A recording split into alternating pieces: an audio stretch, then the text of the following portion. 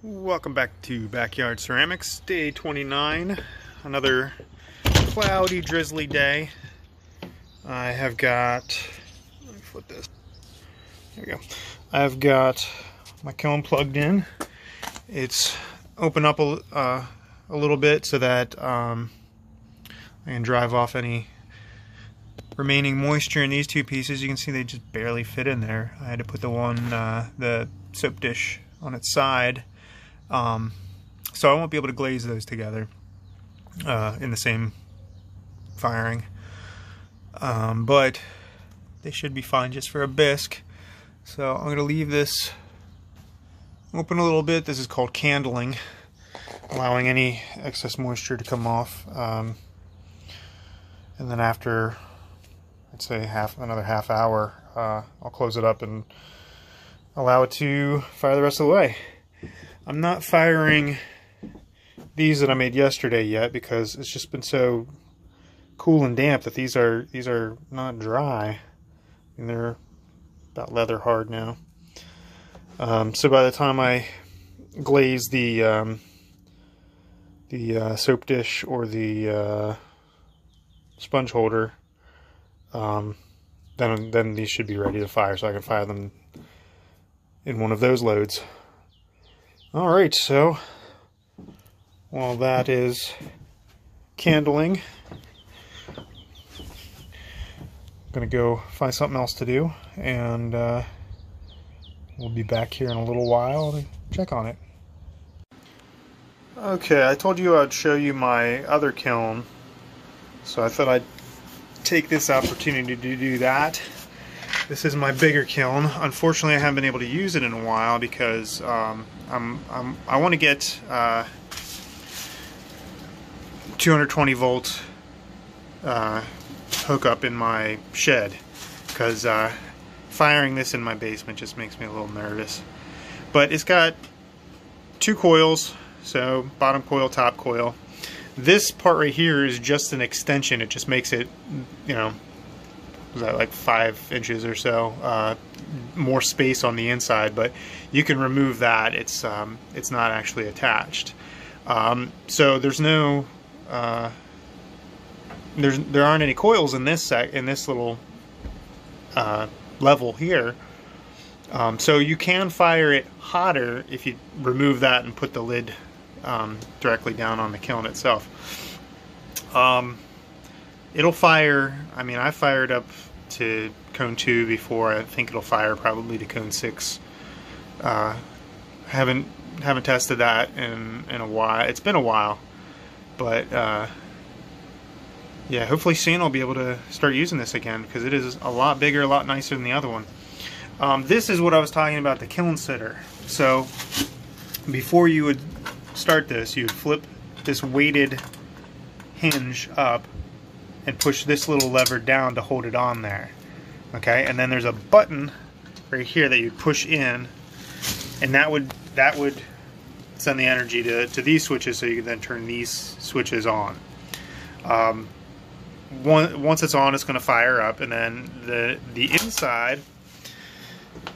Let me pause this a second so that I can show you the inside. Okay, the inside needs cleaned out.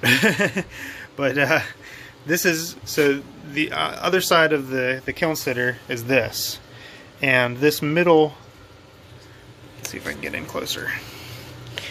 Yeah, this middle peg here is the other side of this.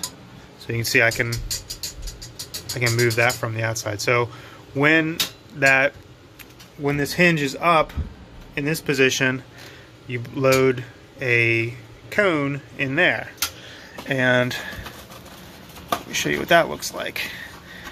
I don't think I'll be able to do this one-handed, but just to give you an idea. Okay, so you'd put a cone resting on these bottom two pegs, and this trying to do this left-handed and hold the camera. if I can just balance the can. Hey, look at that. Now I can use both hands. So anyway, you would put the lever up, push that lever down to hold the outside lever up, put the cone right there, and see how that top one rests on top of the cone. Now, when this is firing up, that cone is going to melt. Once that cone melts, that middle arm goes down, and then, like that trips the button and shuts off the kiln. So, in my opinion, an ingenious method of controlling the temperature of the kiln. I really like the the kiln sitter. You know, it's more reliable, more accurate in many cases than thermocouple with a computer-controlled control box, because you're using the cones, which are measuring the heat work and not just the temperature. So that is my beautiful kiln. I miss you. So hopefully sometime soon I will be able to get electricity out to my shed and be able to start firing this lovely thing again. I have no idea what year this is from. Snow Industries, I don't think even exists anymore. I just know this was 230 volts and 13 amps. What was I saying? Oh, this kiln was left to me by my grandfather. So my grandfather was a ceramics artist as well, and when he died, I inherited this beautiful kiln. All right, back to the little disappointing test kiln in the shed. Bloop.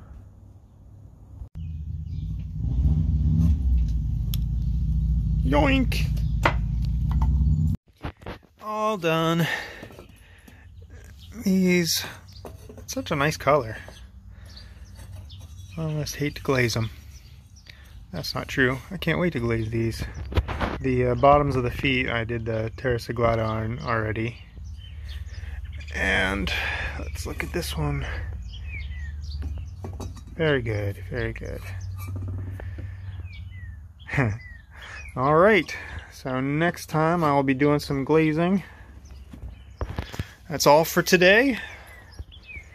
See you next time on Backyard Ceramics. Jack.